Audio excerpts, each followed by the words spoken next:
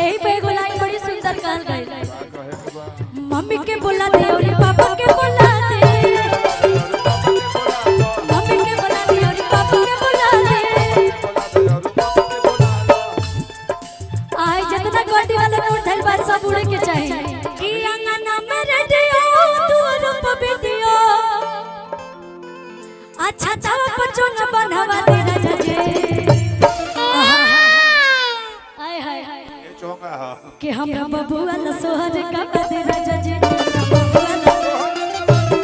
बार बार प्रणाम बटे। और आज हमरा भतीजा के जन्मदिन बा, पहला जन्मदिन।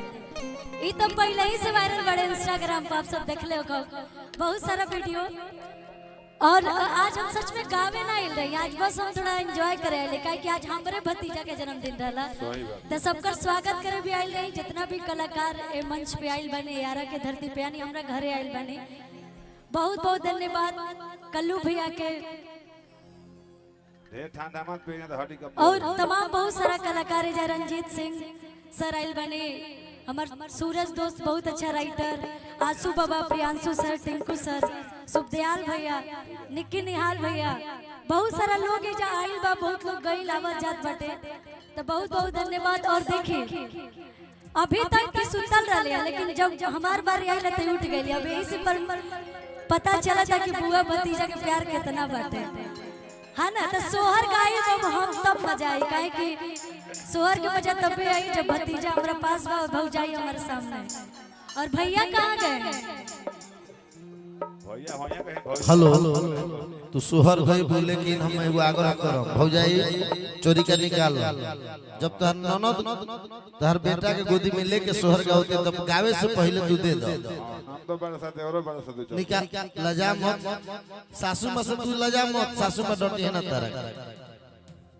मुकेश भैया हम चाहते हैं कि हमार हिस्सा के जितना नेक बाटे आज सब करा के मिले, हमरा के ना कहे कि भाभी हमरा के पहले ही से ही बहुत कुछ देले बनी और देवे नहीं हमेशा।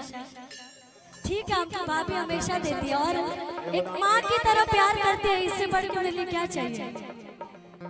हम रहते हैं पटना में और भाभी मेरे पास ही रहती है, एक माँ की तरह प्यार करती है मुझे। अब इससे बढ़ के मुझे कुछ नहीं चाहिए भाभी से। बहुत बहुत धन्यवाद भैया भाभी का। और सुनत आज रोवत देखे नहीं को, सब लोग इसको सब नाम से बुलाते हैं, लेकिन मैं इसको लड्डू बुलाती हूँ, ये मेरा लड्डू है। तो ज्यादा समय ना ले, हम चाहें कि भैया डी करिए तो एक बार डी कर लीजिए जी।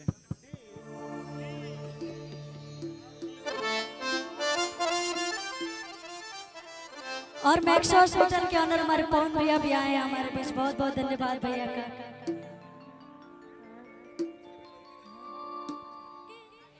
कि अंगना में रेडियो तू रूप वीडियो और ई हम ना कहतनी, ई भाभी कहतनी भैया के कि अंगना में रेडियो तू रूप वीडियो अच्छा चाव बच्चों न बनवा दे राजा जी। आय हाय ये चौंका है कि हमरा बबुआ न सोहर का दे राजा जी।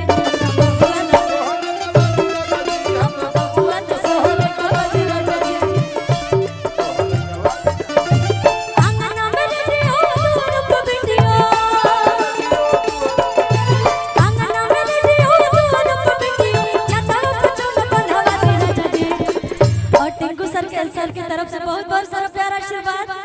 ये हमारे सुखदयाल भैया हैं कि हमरा बबुआ न सोहर का दे राजा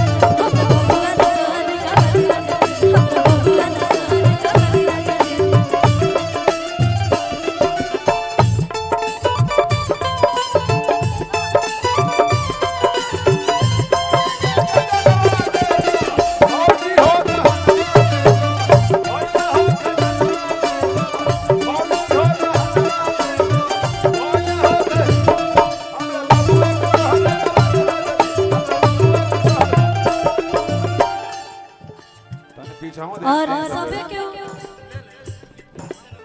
पीछे के हुआ होते नहीं। ये बुआ और भतीजे का प्यार है, इसका कोई मोल नहीं है, किसी के गोद नहीं जा सकता है लड़का।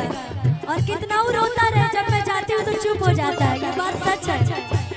और भाभी आइए, थोड़ा साइड हटिए आप लोग, थोड़ा थोड़ा साइड। भाभी जी, भाभी जी। और वैसे तो भाभी हमरा बहुत नेक लगा है बंटी जी। हेलो, सामने से हटिए, सामने से हटिए। और ये हमारी भौजाई लोग की तरफ से बहुत सारा प्यार आशीर्वाद। हमरा बबुआ लसोहर का बाती, बबुआ लसोहर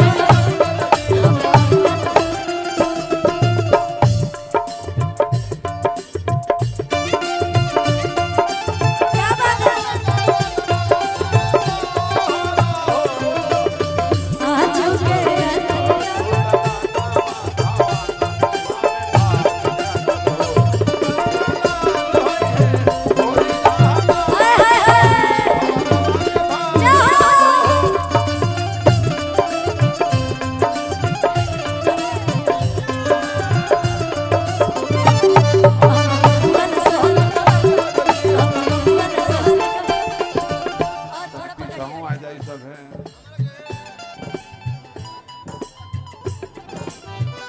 और भाभी रुके रुके रुके, भाइयों ने किस भैया भाभी दोनों लोग हैं। और भैया भाभी से मुझे बहुत प्यार, बहुत मतलब कहने को तो भाई भौजाई है, लेकिन माँ बाप से कम प्यार नहीं देते मुझे।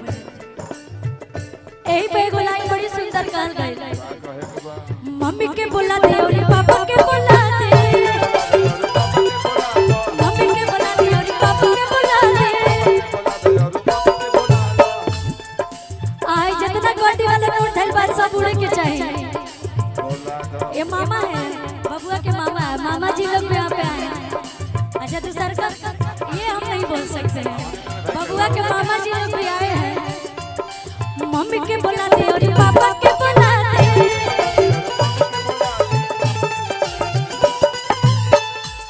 भाभी आप भी आइए, आगे आइए। अधोई गोटी वाला नोट सब उड़ा दे राजा जी। और थोड़ा थोड़ा आप लोगों को ठुमका लगना चाहिए मेरे साथ। तो भाभी भाभी को हम डांस कराएंगे। हमरा बबुआ लसोहर का बाती,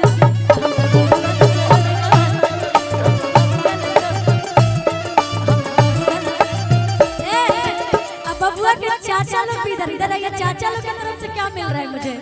सूरज जी है, कुणाल जी है, टिंकू सर है, बुलेट जी है। तो चाचा जी लोग की तरफ से मिलना चाहिए ना। रो नीचे आता नहीं, कोई बात नहीं भाभी, भाभी आप जाइए, भाभी को जाने दीजिए। अभी बबुआ के ये सब चाचा है, आप लोग थोड़ा देख लीजिएगा। अब बबुआ की मौसी भी बैठी है सामने, हमारी दोस्त अंजलि जी। अधोइल गोटी वाला नोट सब उड़ा दे राजा जी। हमरा बबुआ लसोहर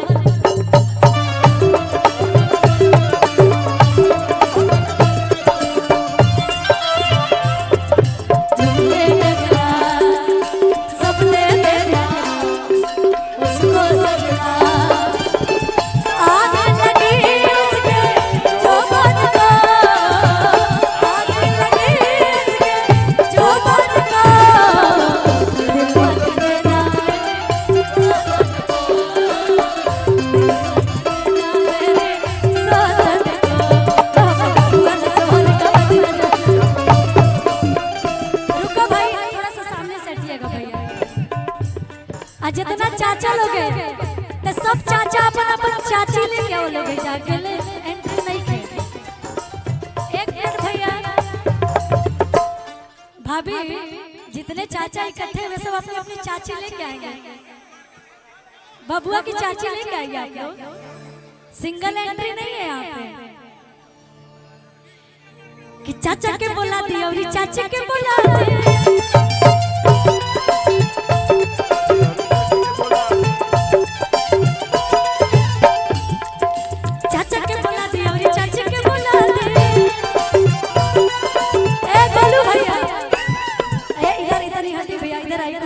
अरे कुणाल जी इधर आइए ना। ये रहे बबुआ के चाचा और ये रही चाची। बबुआ के चाचा चाची आ गए हैं, चाची हैं। बबुआ के तने मौसी आई बैठी कि चाचा के बोला दी और चाची के बोला दी।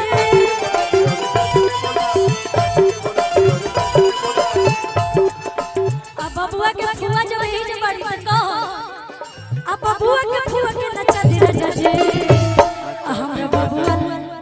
हमरा बबुआ लसोहर का बाती।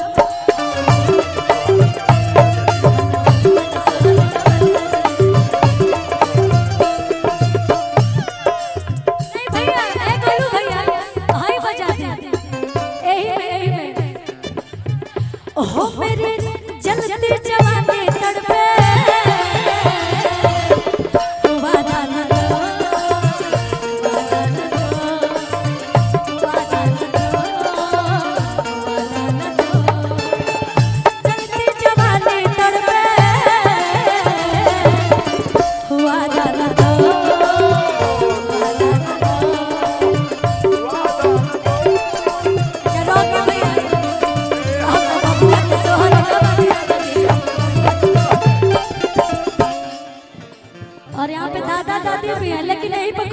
बहुत दिलों पर हमरा बबुआ के सोहर का